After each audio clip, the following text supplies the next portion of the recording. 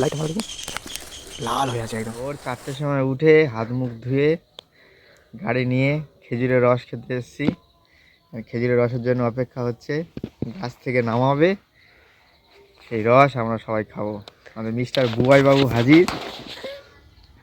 গুড়ের কারখানা, খেজুরের রসের যে গুড় তৈরি হয় এই সেই জায়গা।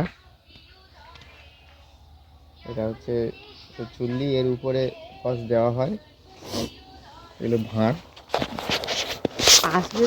খেজুর রস সংগ্রাহক ভাঁড়, এই ভাঁড় গাছে রাখা হয়,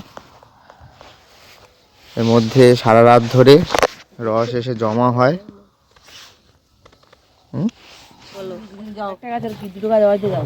রস আরে খাও খাও খাও, আরে খাও খাও। আর ভালো তো জিনুঙ্গার রস ভালো। আর দেবো কি?